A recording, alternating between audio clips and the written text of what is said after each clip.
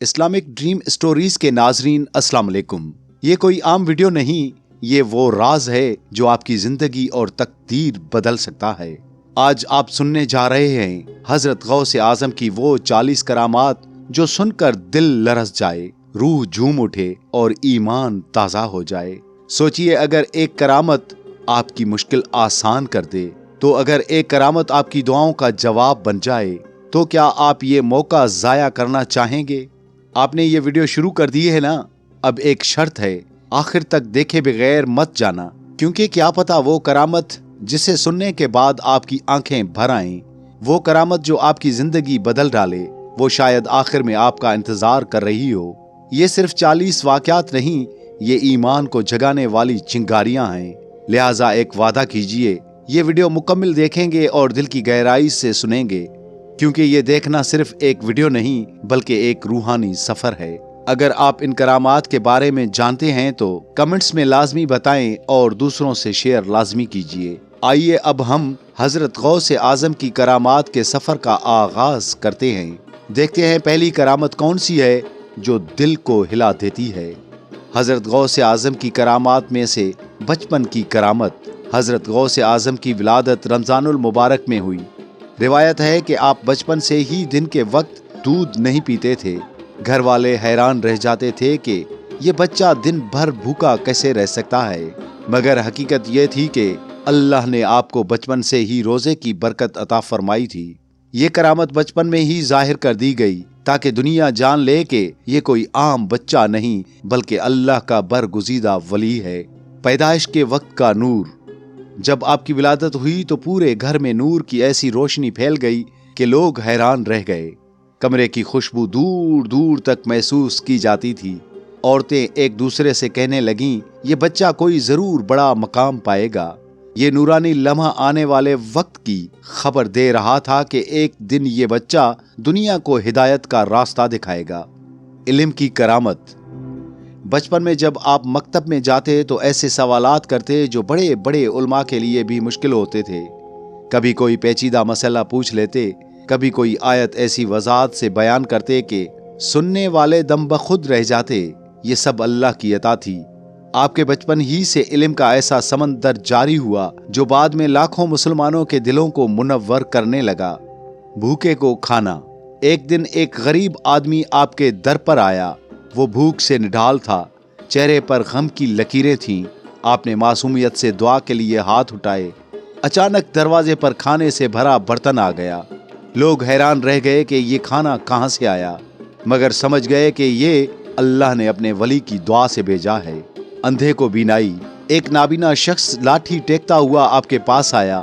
اس نے روتے ہوئے کہا، میں چاہتا ہوں کہ دنیا کی روشنی کو ایک بار پھر دیکھ لوں۔ آپ نے آسمان کی طرف نگاہ اٹھا کر دعا کی۔ لمحے بھر میں اس کی آنکھیں کھل گئیں اور وہ پکارنے لگا۔ اس منظر کو دیکھنے والے سجدے میں گر گئے کہ یہ اللہ کے ولی کی دعا کا کمال ہے۔ مریض کو شفا۔ ایک لا علاج مریض آپ کی خدمت میں لایا گیا، سانس لینے سے بھی عاجز تھا۔ آپ نے محبت سے سر پر ہاتھ رکھا اور دعا فرمائی۔ فوراً اس کے چہرے پر رونق آ گئی، جسم میں جان لوٹ آئی۔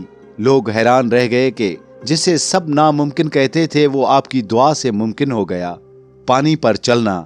پہلی بار ایک دن لوگوں نے دیکھا کہ آپ دریا کے کنارے کھڑے ہیں۔ اچانک آپ نے اللہ کا نام لیا اور قدم بڑھایا۔ لوگ سوچ رہے تھے کہ اب یہ ڈوب جائیں گے، مگر کیا دیکھتے ہیں کہ آپ پانی پر چلتے جا رہے ہیں جیسے زمین پر چل رہے ہوں۔ لوگ حیرت سے چیخ اٹھے، یہ کرامت ہے غوث اعظم کی۔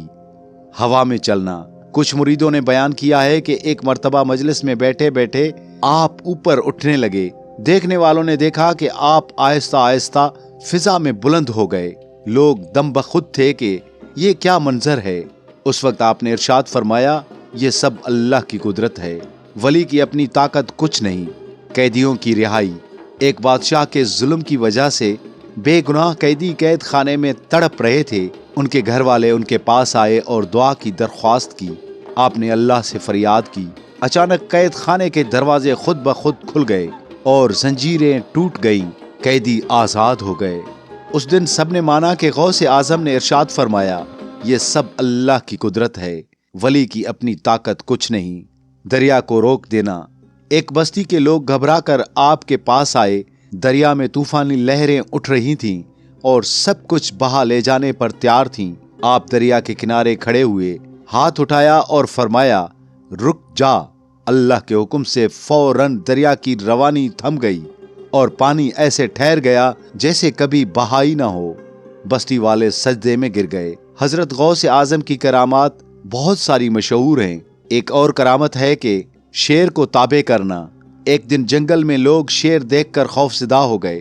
وہ خونخوار شیر سب پر جھپٹنے کو تیار تھا۔ حضرت غوث پاک نے نگاہ اٹھائی اور شیر پر نظر ڈالی۔ لمحے بھر میں وہ شیر بیٹھ گیا، سر جھکا کر تابع دار ہو گیا جیسے کبھی درندہ تھا ہی نہیں۔ جنات کو قابو کرنا۔ لوگ جنات کی اذیت سے تنگ آ چکے تھے، راتوں کی نیندیں حرام ہو گئی تھیں۔ وہ آپ کے پاس آئے اور مدد مانگی۔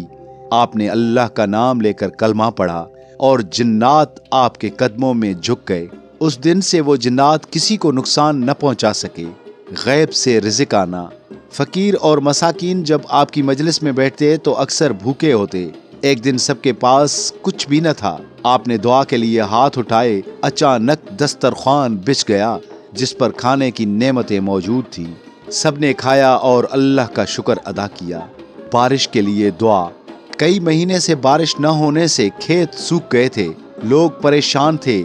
آپ کے در پر آئے، آپ نے دعا فرمائی اور آسمان پر کالے بادل چھا گئے۔ لمحوں میں بارش برسنے لگی اور زمین ہری بھری ہو گئی۔ لوگ خوشی کے آنسو بہانے لگے۔ بے اولاد کو اولاد۔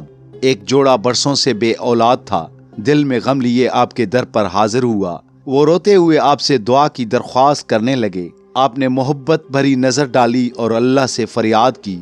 بعد میں انہیں نیک اور صالح اولاد عطا ہوئی۔